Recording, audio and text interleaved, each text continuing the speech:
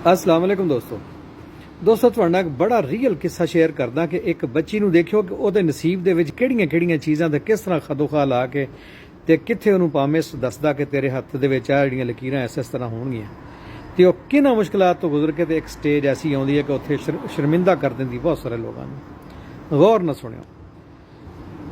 ਇੱਕ ਪ੍ਰੋਫੈਸਰ ਹੁੰਦਾ ਤੇ ਉਹ ਕੈਮਿਸਟਰੀ ਵੀ ਕਰਦਾ ਹੁੰਦਾ ਤੇ ਕਾਲਜ ਦੇ ਵਿੱਚ ਉਹਦੇ ਕੋਲ ਲੜਕੀ ਪੜ੍ਹਦੀ ਹੁੰਦੀ ਹੈ, ਬੜੀ ਇੰਟੈਲੀਜੈਂਟ ਹੁੰਦੀ ਹੈ।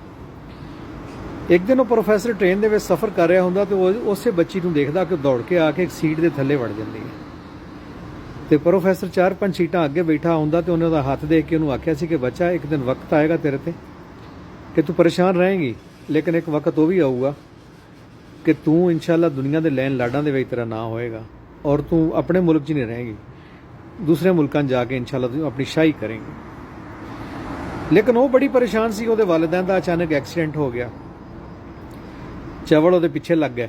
ਉਹ ਦੌੜ ਕੇ ਟ੍ਰੇਨ 'ਚ ਚੜ੍ਹ ਗਈ। ਟ੍ਰੇਨ 'ਚ ਚੜ੍ਹੀ ਤਾਂ ਉਹਦੇ ਕੋਲ ਪੈਸੇ ਕੋਈ ਨਹੀਂ ਸੀ। ਟਿਕਟ ਵਾਲਾ ਟੀਟੀ ਆਇਆ ਤੇ ਉਹ ਨੱਠ ਕੇ ਸੀਟ ਥੱਲੇ ਵੜ ਗਈ।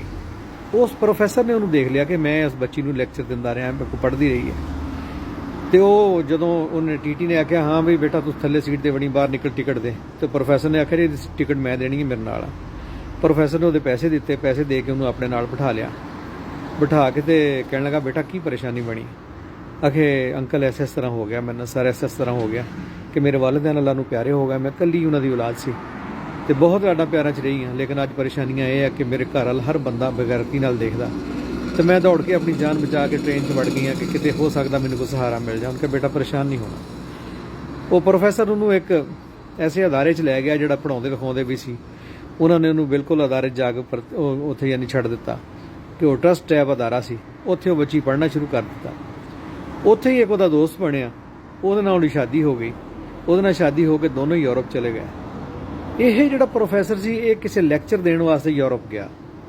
ਇਹ ਜਦੋਂ ਯੂਰਪ ਦੇ ਲੈਕਚਰ ਤੇ ਗਿਆ, ਉੱਥੇ ਜਾ ਕੇ ਗਿਆ ਆਪਣਾ ਉਸ ਮੁਲਕ ਦੇ ਵਿੱਚ ਲੈਕਚਰ ਦੇਣਾ ਸੀ ਤੇ ਉੱਥੇ ਜਿਹੜੇ ਹੋਟਲ 'ਚ ਇਹਨੇ ਸਟੇ ਕੀਤਾ, ਜਿੱਥੇ ਇਹਨੇ ਖਾਣਾ ਖਾਧਾ ਨਾ, ਤੇ ਉੱਥੇ ਖਾਣਾ ਖਾ ਕੇ ਤੇ ਜਦੋਂ ਪੈਸੇ ਦੇਣ ਲੱਗਾ ਨਾ ਤੇ ਉਹਨਾਂ ਨੇ ਕਿਹਾ ਜੀ ਤੁਹਾਡੀ ਪੇਮੈਂਟ ਹੋ ਗਈ, ਪੇਮੈਂਟ ਤੁਹਾਡੀ ਹੋ ਗਈ।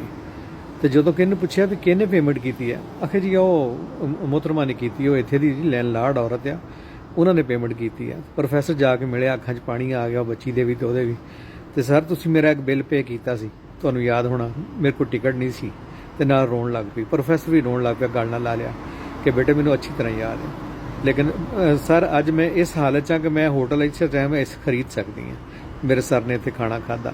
ਰੱਬ ਜਦੋਂ ਤਕਦੀਰਾਂ ਫੇਰਦਾ ਮਿੰਟ ਨਹੀਂ ਲੱਗਦਾ, ਉਸ ਰੱਬ ਦਾ ਸ਼ੁਕਰਗੁਜ਼ਾਰ ਰਿਹਾ ਕਰੋ। ਅਲਹਮਦੁਲਿਲਾ।